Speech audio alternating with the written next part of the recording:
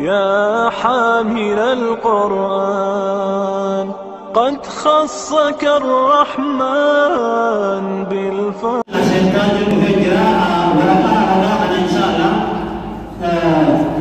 مركز الإمام أحمد لتحفيظ القرآن هذه شهادة الكوثر في كذا إن شاء الله إحنا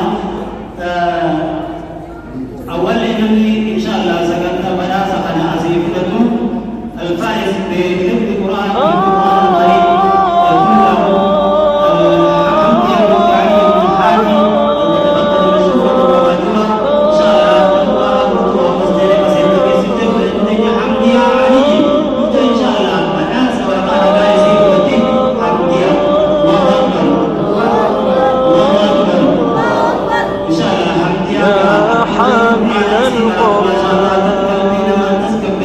خصك الرحمن بالفضل والتيجان والروح والريحان يا حامل القرآن قد خصك الرحمن بالفضل والتيجان والروح والريحان يا دائم الترتيل للذكر والتنزيل بشراك يوم رحيل ستفوز بالغفران يا قارئ الآيات يا حامل القرآن قد خصك الرحمن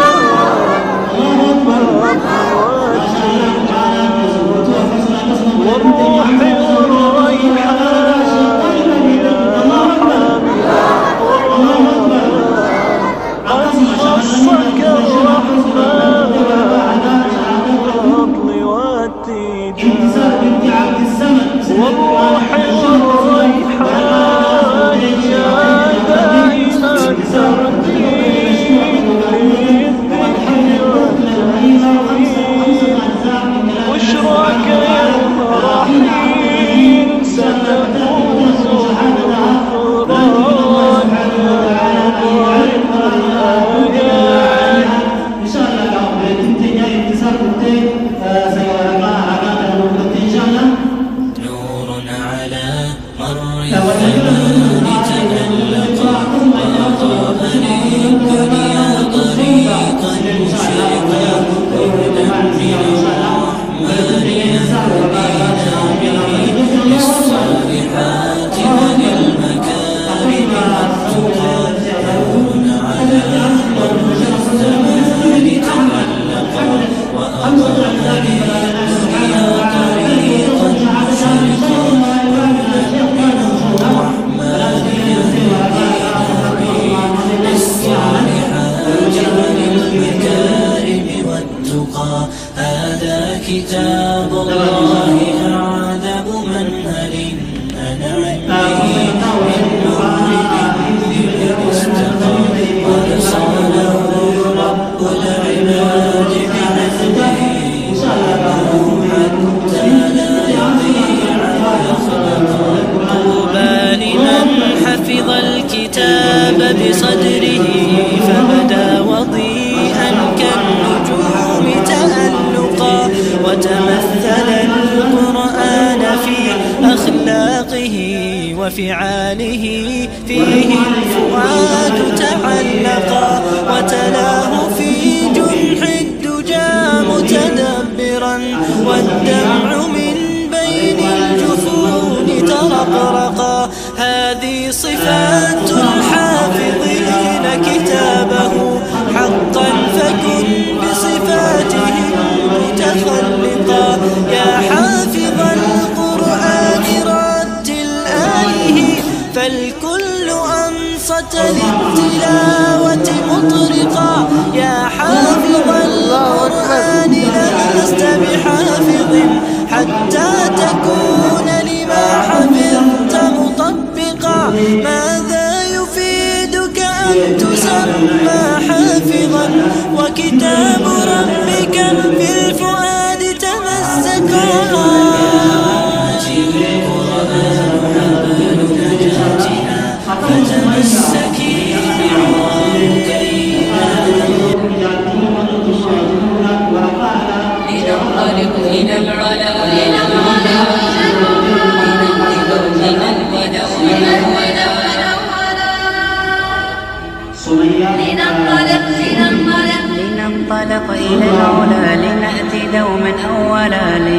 نطلب العلوم نغتدي بها مشاعلا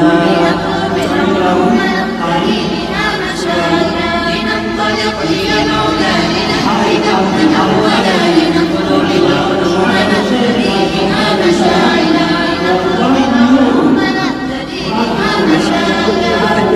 شاءه الإله أن يكون معملا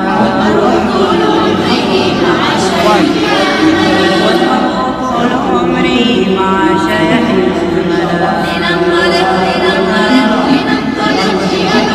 لنهدي دوما أولا لنطلب العلوم نغتدي بها مشاعلا يا حامل القرآن قد خصك الرحمن بالفضل والتيجان والروح والريحان يا حامل القرآن قد خصك الرحمن بالفضل والتيجان والروح والريحان يا دائم الترتيل للذكر والتنزيل بشراك يوم رحيل ستفوز بالغفران يا قارئ الآيات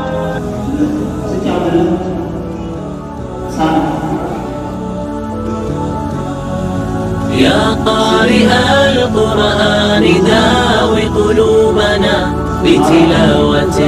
تزداد بالتجويد يتلو فيفتح ألف باب للتقى ويفك عن نفسي أشد القيود اقرأ لتفهم أمتي معنى الهدى معنى بلوغ مقامها المحمود يا قارئ القرآن إن قلوبنا عطشا إلى حوض الهدى المورود شرف مسامعنا بآيات الهدى وافتح منافذ دربنا المسدود وأقم من الإخلاص قصرا شامخا يدني إلى عينيك كل بعيد يا قارئ القرآن داوي قلوبنا بتلاوة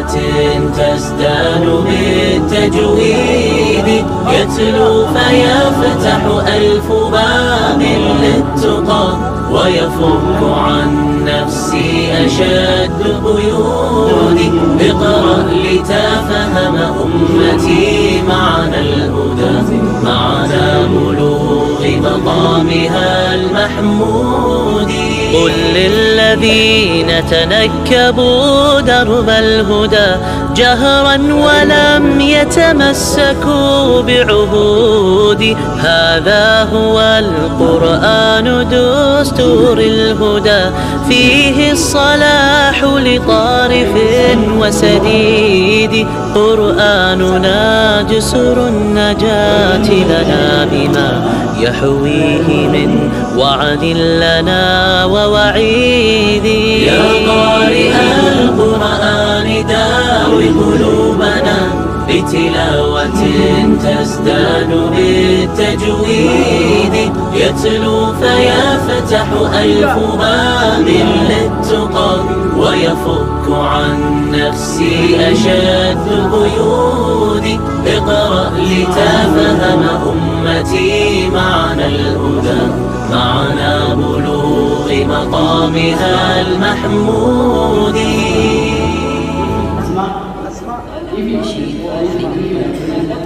التعامل مع طلاب مدرسة الدار الشعب لننطلق إلى العلا لنهدي دوما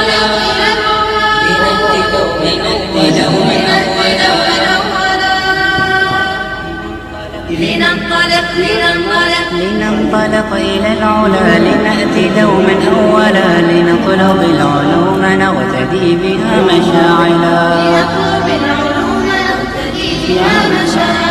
لننطلق إلى العلا لنهدي دوما أولا لنطلب العلوم نهتدي بها مشاعلا لنطلب العلوم نهتدي بها مشاعلا فالكون شاءه الإله أن يكون معملا والمرء طول عمره مع شيحيا أملا والمرء طول عمري مع شيحيا أملا لننطلق إلى العلا لنأتي دوما أولا لنطلب العلوم نهتدي بها مشاعلا لنطلب العلوم نهتدي بها مشاعلا لننطلق إلى العلا لنأتي دوما أولا لنطلب العلوم نهتدي بها مشاعلا لنطلب العلوم نهتدي بها مشاعلا هيا انشروا معارفا هيا انشروا فضائلا وأظهروا تفوقا واشتهروا بين الملا وتفسدوا فكل من سار بذكر وصلاة انظروا لنملة تتبع دوما ثقلا ثم انظروا لنحلة كيف سقتنا عسلا فنملة ونحلة أقسمتا أن تعملا انظروا لنحلة كيف سقتنا عسلا فنملة ونحلة أقسمتا أن تعملا ولم يحل لنا بأن نكسب منها الحيلا لننطلق إلى العلا لنأتي دوما أولا لنطلب العلوم نهتدي بها مشاعلا لنطلب العلوم نهتدي بها مشاعلا لننطلق إلى العلا لنأتي دوما أولا لنطلب العلوم نهتدي بها مشاعلا لنطلب العلوم نهتدي بها مشاعلا لننطلق إلى العلا لنأتي دوما أولا